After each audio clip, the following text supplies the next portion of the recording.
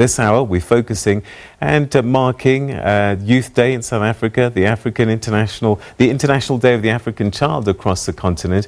And we've got a special guest now, and to take us there, Africa's youthful population is said to hold the key to the continent's success. And we now speak to someone who knows a thing or two about youth entrepreneurship development and the challenges that come with that journey. I'm joined via Zoom by Siviwe Mkoka, who's the founder and CEO of the Youth Development Institute of Africa. Thanks so much indeed for joining us, and welcome to the program. Thank you, John, and good evening to your listeners. All right, so Youth Day is a very important day for you as someone who's spent many years working with youth and trying to develop them. In 2020, what are the biggest issues that youth are facing that you're trying to overcome? Thank you, Peter. Unemployment is the biggest issue. Youth entrepreneurship is another issue that is facing young people. Of course, with unemployment comes poverty. Poverty and unemployment are interrelated. You don't find a job, you become poor. You become poor, you struggle even more to find a job.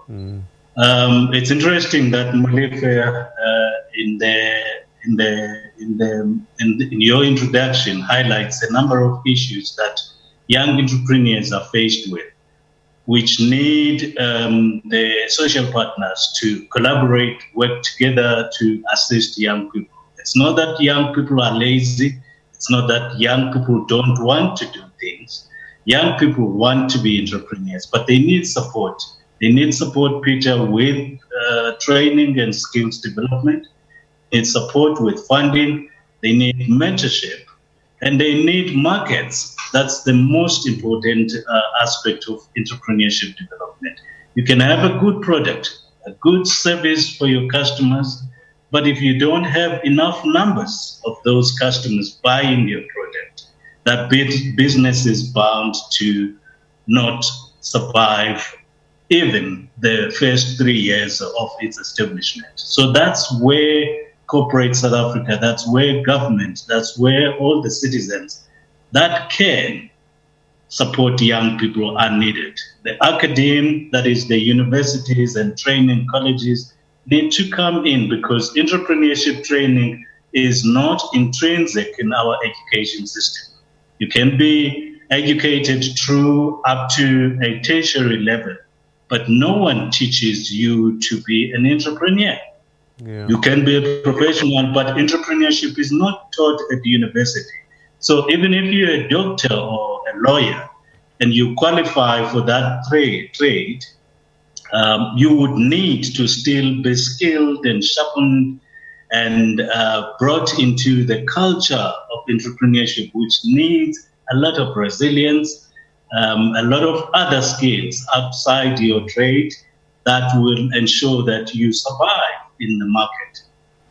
All right, so we're going to talk a little bit about the things that you do to assist and guide, but as a point of departure, I'm curious, can everybody be an entrepreneur? It almost seems as if you can't get a job, you're encouraging people to become an entrepreneur, but it surely can't be that easy, and not everybody is designed to be an entrepreneur. How do you figure that out? That's a very interesting question, Peter, and it's one that academics and scholars have debated for a long time. I don't think we should be pushing everyone to be entrepreneurs, Peter, but at least we can push a good majority of South African young people to be small and medium business owners. The two are different. Entrepreneurship and small business ownership are different. And we need to assist them to become small and medium business owners. But here's a strategy, here's a trick. We need to encourage those entrepreneurs and small and medium business owners to participate at the lower end of the economy, which is the primary sector, which is labor intensive, it creates jobs. So one entrepreneur or one SMME creates 5 or 6 jobs. instead of encouraging entrepreneurs at a very high level where they will create fewer jobs and we will have an even more concentrated economy than we have at the moment.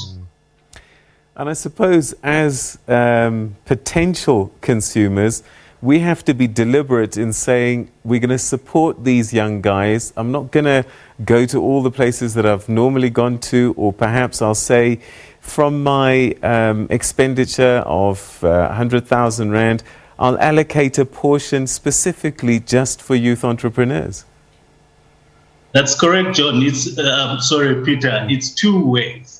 It's the corporate sector that has to be responsible. I'm talking about big conglomerates. They have supplier development programs. They have entrepreneurship development programs. They should be deliberate in buying from small and medium businesses. In a normal economy, Peter, about 85% of the jobs are created by SMMEs. In our situation in South Africa, it's different. That's because our economy is concentrated and consumers tend to want, like you rightfully said, tend to want to buy those brands that are already in the big conglomerates market, the already concentrated market. We need to be deliberate in supporting small and medium businesses. They survive, the economy survives, and our young people will get jobs, and the country will progress forward. All right, so I've just left school, I got matric, but didn't get enough to get into university, and I need to make a plan. I come to you, how do you help me? First, we will, as YDI Africa, will assist you to identify your passion. And secondly, we'll help you formulate your idea and business plan, interrogate it with you, we take you along the process. And when we have identified a market where you can participate, and indeed in that market there is a buyer for your product, we then negotiate an agreement with the buyer of your produce. In other words, what we use as a strategy is called aggregation. So we bring together a number of producers, for example, of cabbage that are young people, and we negotiate an agreement with the buyer in the food value chain. In that way, we can assist young entrepreneurs to be sure of the market whilst they are concentrating on honing those skills that they need to grow. Okay, yours is the Youth Development Institute of Africa, and I'm just wondering, is this a Pan-African initiative? Are we learning from our neighboring countries about how to do this mentorship and growing of young people? And I guess different countries and different states of development are forced to be innovative in different ways, and perhaps we can learn from Zimbabwe, from Zambia, from Nigeria, how to hustle, inverted commas. Correct, Peter. In South Africa, as I said initially, our economy has been doing fairly well in terms of GDP, but over the years, it was unable to create the much needed jobs, especially jobs for youth. That's because there isn't enough participation of SMMEs. In Nigeria, for example, in Zimbabwe, as you said, you find a lot of SMMEs hustling on the streets and being supported by the communities and society. And in that way, you see differences and learnings that we can share between the countries. And that is why our organization is oriented towards learning from other African countries whilst we are improving our situation in South Africa.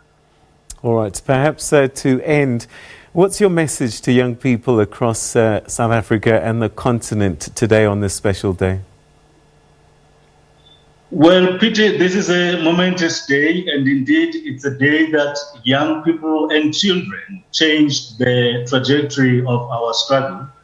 The young people of today need to take it from where they left and improve the socio-economic situation of South Africa. South Africa has a huge potential, in terms of our population structure, but that potential needs young people to wake up, stand up, and start doing something for themselves. In the same breath, we all need to support these young people as the corporate sector as well as government, and sharpen our strategies. And if we need to change things, change the way that we've been doing things since 2010, when we started to see the potential of a demographic dividend, and make sure that it becomes a reality. So to all young people, don't despair. There's going to be noise, lots of noise if you start your own business. Remain focused. There will be ups and downs, but remain focused and focus on your goal. Don't be afraid to say you don't know, and seek knowledge and information from those that know. In that way, you will grow as an entrepreneur, you will grow as an SMME. But be cognizant of the fact that our economy needs you. Once you're there, employ other young people. That's the message. All right, and that's a very powerful message and inspirational one to leave this conversation on. Thank you so much indeed, and we wish you strength with the work that you're doing. Thank you so much. Thank you, Mr. Ndoro, and have a good evening. Thank you. That's Siviwe Mkoka, who's the founder and chairperson of the Institute for the Youth Development Institute for Africa. Great talking to him, and yeah, let's work hard to try and help our young people. They are, of course, the majority in the population, and also the ones needing the most help. All right, after